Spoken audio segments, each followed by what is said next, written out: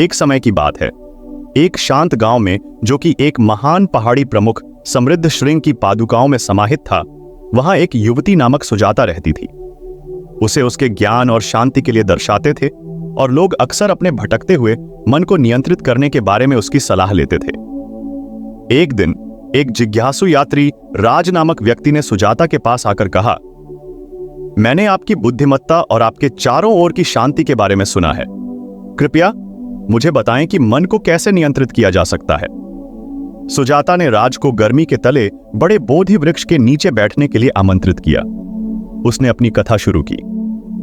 बहुत पुराने समय में, उसने कहना शुरू किया, वहां एक युवा साधु था जिसका नाम आनंद था, जो एक धूमधाम से भरपूर संगठन में बसे मंदिर में वास करता था। आनंद अपने अभ्यास में समर्पित थे, लेकिन ध्यान में उनके मन का भटकता रहता था, जिससे उन्हें अप्रसन्नता होती थी। राज ने सुजाता के शब्दों का ध्यान दिया। एक दिन वह जोड़ती है, आनंद ने अपने ध्यान के दौरान अक्षय कवि नामक मंदिर के पुरोहित से मदद मांगने का निर्णय लिया। उन्होंने अपनी मांग के लिए अक्षय कवि के पास जाकर कहा, पूज्य ब्रह्मा, मेरा मन ध्यान में भटकता रहता है। मुझे ध्यान केंद्रित करने में कठिनाई हो रही है। क्या मैं क्या कर सकता हूं? अक्षय कवि एक बुद्धिमत्ता और दयालु शिक्षक आनंद की ओर हंसते हुए एक छोटे से मिट्टी के बर्तन को दिया। आनंद, उन्होंने कहा, इस मिट्टी के बर्तन को निकट के नदी ले जाकर भरो और हर क्षण के बारे में ध्यान दो जब तुम यह काम करते हो। आनंद ने गुरु की बात मानी और मिट्टी के बर्तन के साथ नदी की ओर बढ़ा। वह उसे पानी में डुबोने की कोशिश की, लेकिन जैसे ही वह इसे भरने की कोशिश करता, उसने देखा कि मिट्टी के बर्तन की दरारों से पानी बाहर बह रहा था। आनंद निराश हो गए, सोचते हुए कि यह एक असंभावित काम है। कुछ समय बाद वह खाली बर्तन के साथ वापस आया। पूज्य ब्रह्मा, आनंद ने कहा, मैंने कोशिश की बर्तन को भरने की, लेकिन यह दरारों से भरता ही नहीं है और पानी बाहर बह जाता है। मुझे काम करने में सफल नहीं हो सका। अक्षय कवि ने आनंद पर विनम्रता से मुस्कुराया और कहा, मेरे प्रिय शिष्य, क्या तुमने नदी के किनारे होते समय कुछ नोटिस किया? आनंद ने विचार किया और अपने अनुभव पर विचार किया।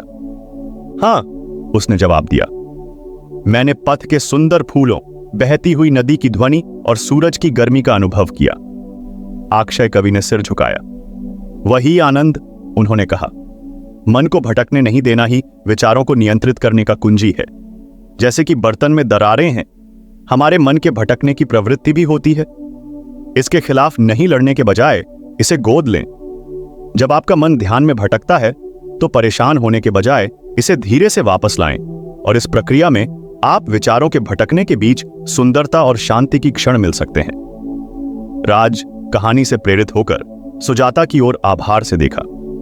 तो भटकते हुए मन को दुश्मन नहीं, उसने कहा, लेकिन भीतर की सुंदरता को खोजने का एक अवसर है।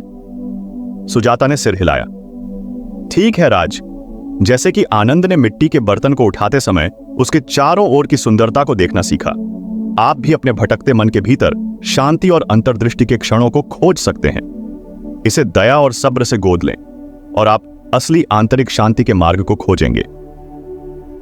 राज ने सुजाता का धन्यवाद किया और उसका साथ छोड़ा, जिसके साथ वह यह मूल्यवान सीख ले गया कि भटकता हुआ मन को अवरोध नहीं, बल्कि सतर्कता और शांति की ओर एक द्वार हो सकता है।